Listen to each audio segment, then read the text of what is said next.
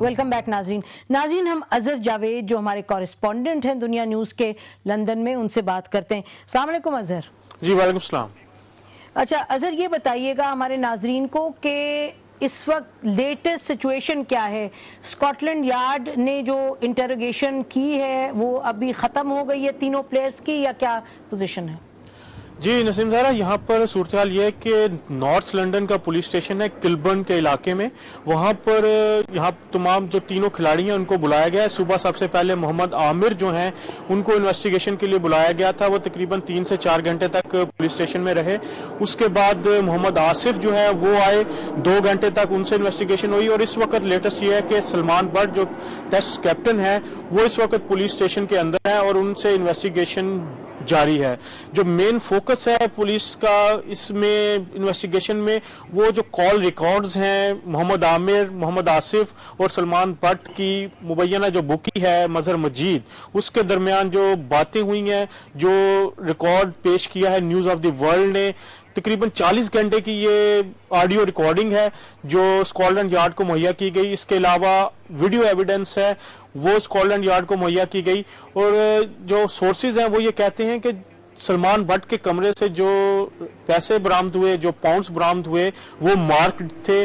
और police investigation कर रही है कि ये रकम कैसे है, क्योंकि यहाँ पर सबसे बड़ा इशू जो इस वक्त है वो मनी लॉन्ड्रिंग का एक केस इन्वॉल्व हो चुका है। जो मजहर मजीद थे उनके खिलाफ सबसे ज्यादा जो इस वक्त इन्वेस्टिगेशन हो रही है वो मनी लॉन्ड्रिंग है, क्योंकि इतनी बड़ी रकम रखना यहाँ पर लॉ के मुताबिक जायज नहीं है। इस तरह ये 1.5 लाख पाउंड थे जो उन्होंने लिए थे उनसे जर्नलिस्ट से। जी, 1.5 लाख पाउंड की बात कर रहे हैं ना जी, 1.5 लाख पाउंड मजहर मजीद ने उनसे लिए थे। लेकिन एक और पहलू है मजहर मजीद की जिंदगी का, वो ये है कि वो तकरीबन पिछले 10 साल में उन्होंने 30 कंपनियां बनाई और 30 कंपनियों में से 27 कंपनियां अब बंद हो चुकी हैं। मुख्तलिफ नामों से ये कंपनियां थी और पुलिस का और HM रेवेन्यू का ये कहना है कि ये मनी लॉन्ड्रिंग का इशू है। ये पैसे बनाने के लिए जो ब्लैक मनी था उसको व्हाइट किया जाता था और फिर ये कंपनीज बंद कर दी जाती थी। मजहर मजीद का एक फुटबॉल क्लब भी है क्राइडन में, वहां पे भी पुलिस ने उसको सील किया हुआ है, वहां पे इन्वेस्टिगेट हो रहा है। इसके अलावा इसके जो दीगर बिजनेसेस हैं वो इन्वेस्टिगेट हो रहे हैं। इनका जो लिंक है वो जोड़ा जा रहा है पाकिस्तानी खिलाड़ियों के साथ। लेकिन जो अभी तक बताया जा रहा है कि जो क्रिमिनल इन्वेस्टिगेशन में है पाकिस्तानी खिलाड़ियों पर चार्ज लगने के इम्कानात बहुत कम है, क्योंकि जो चार्ज लगाया जा रहा है जिसके तहत इन्वेस्टिगेशन की जा रही है वो बुकीज से फ्रॉड का है। लेकिन अभी तक कोई ऐसी चीज सामने नहीं आई कि जो नो बॉल्स हुए थे उन पे कोई रकम लगाई गई थी किसी बुकी ने यहाँ पर, क्योंकि सब रजिस्टर्ड बुकीज होते हैं, ओपनली यहाँ पर बिजनेस होता है। किसी भी तरफ से अभी तक ये बात नहीं आई कि इन नो बॉल्स के ऊपर कोई जुआ खेला गया था। तो ये इन चीज के बहुत कम इम्कानात हैं कि ये जो चार्जेस हैं इन पाकिस्तानी खिलाड़ियों पर लगाया जा सके। लेकिन जो सलमान बट से जो रकम बरामद हुई है उसके हवाले से वो मुश्किलात में आ सकते हैं।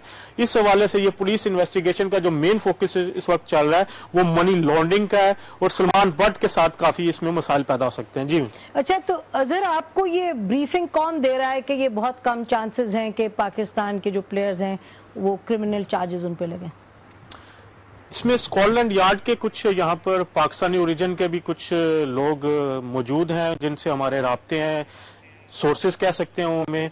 इसके अलावा जो यहाँ पर लॉयर्स हैं जिनसे हमारी बात हुई है पिछले 1-2 दिनों में, जो एविडेंस मौजूद है, जो सारी बातें सामने तकरीबन आ चुकी हैं, उसकी रोशनी में हमें हमारे सोर्सेज ये बताते हैं कि जो क्रिमिनल चार्जेस हैं, क्योंकि जो अभी तक मजहर मजीद को जिस जुर्म में गिरफ्तार किया गया था वो जुर्म था बुकीज के साथ फ्रॉड करने का, और उसी के तहत जो इन्वेस्टिगेशन हो रही है तीनों खिलाड़ियों को भी इन्वॉल्व किया गया है। वो चार्ज अभी तक सरफेस नहीं हो सका, अभी तक साबित नहीं हो सका। उनको बेल किया गया, उनको दोबारा मजहर मजीद को अरेस्ट किया गया। वो 2 दफा अरेस्ट हुए और दोनों दफा वो बेल पे हुए। एक चार्ज उनका ऊपर था बुकीज के साथ फ्रॉड का और दूसरा चार्ज है मनी लॉन्ड्रिंग का। मनी लॉन्ड्रिंग का और मनी लॉन्ड्रिंग के तहत उनकी वाइफ को भी गिरफ्तार किया गया जो उनकी डायरेक्टर है। अजहर, आखिरी सवाल ये है कि पाकिस्तान हाई कमीशन की तरफ से कोई स्टेटमेंट्स आई हैं पिछले 1-2 घंटे में? पिछले 1-2 घंटे में तो कोई स्टेटमेंट नहीं आई, लेकिन जो हाई कमिश्नर है वाजिद शमसुल हसन, उन्होंने आज सुबह काफी नाराजगी का इजहार किया था ICC की तरफ से जो खिलाड़ियों को सस्पेंड किया गया था उसके ऊपर। गलत सस्पेंड किया। ठीक है, बहुत शुक्रिया अजहर हमसे बात करने का। तो इमरान, आपने गुफ्तगू सुनी, ये तो कह रहे हैं कि ان کو یہ کہا جا رہا ہے کہ بہت کم چانسز ہیں کہ کرمنل کوئی چارجز پریس ہوں گے اگینسٹ دا ٹیم.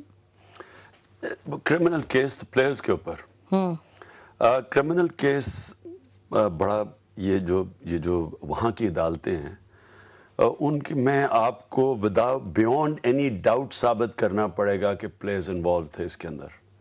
تو یہ جو عدالت کے اندر کیس جائے گا اس میں پوری ایویڈنس وہ بڑا تھریڈ بیئر دیکھتے ہیں.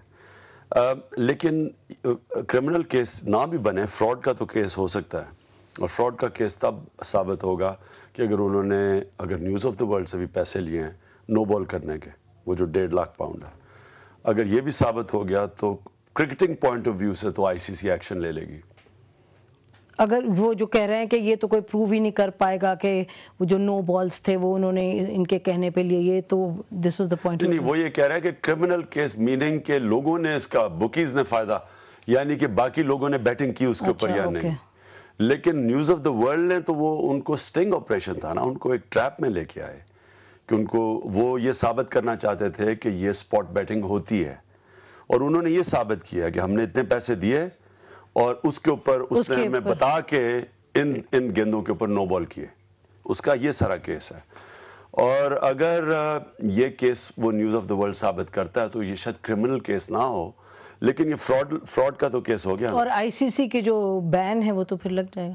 ہاں, وہی میں کہہ رہا ہوں کہ پلیئرز کو افیکٹ کرے گا, اور پھر یہ ایک پینڈوراز باکس کھول دے گا کہ اگر یہ کر سکتے ہیں تو پھر اور بھی چیزیں کر سکتے ہیں. اور نیوز آف دا ورلڈ کے آرٹیکل کے اندر یہ بھی کہا گیا کہ جو سڈنی ٹیسٹ میچ تھا وہ پاکستانی ٹیم نے $8.5 لاکھ لے کے میچ ہارا, تو اس کے اوپر بھی انویسٹیگیشن کھل جائے گی پھر, کیونکہ اگر یہ ہو سکتا ہے تو پھر اور بھی ہو سکتے ہیں. پھر اس نے کہا کہ 3 اور میچز ہونے والے ہیں جو پاکستانی ٹیم ہارے گی, 1 ڈے میچز آگے.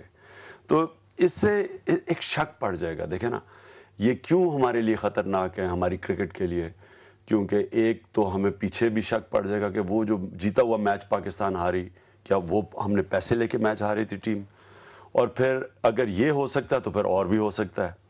اس کے پوائنٹ آف ویو سے یہ بڑا ڈیمیج کرے گی. یعنی کہ یہ کرمنل تو کیس اگر نہ بھی بنتا ہے, لیکن ہماری کرکٹ کے لیے اور ہماری ٹیم کے لیے اور ہماری جو کرکٹ کے شائقین ہیں پاکستان کے لیے, ان کے لیے اس کے بڑے لمبے کانسیکوینسز ہیں. اچھا, اب جو ہمارے ہائی کمشنر ہیں لندن میں, ان سے آج ہماری تفصیل میں صبح بات ہوئی تو وہ ناراض تھے, وہ آئی سی سی سے ناراض تھے. ایک تو انہوں نے یہ کہا کہ جو لوگاٹ آئے میرے پاس, ہارون لوگاٹ جو آفیشیل, کل شام کو وہ مجھے ایک بڑی کلیئرلی کہہ گئے تھے کہ ہم کوئی سٹیپ نہیں لیں گے, کوئی بھی ہم نہیں ان کے خلاف ایکشن لیں گے جب تک کہ اسکاٹ لینڈ یارڈ سے باقاعدہ انویسٹیگیشن کمپلیٹ نہ ہو جائے. ایک وہ, دوسرا انہوں نے کہا کہ یہ تینوں پلیئرز نے تو اپنے آپ کو ہمیں کہا کہ وڈرا کرنا ہے ہم نے, تو ہم نے کہا ٹھیک ہے وڈرا کر جائیں. انہوں نے کہا جب وہ وڈرا کر گئے اس کے بعد سسپینڈ کرنا تو ایسا ہے کہ جیسے کوئی ریزائن کر دے جاب سے اور اس کے بعد آپ اس کو فائر کر دیں.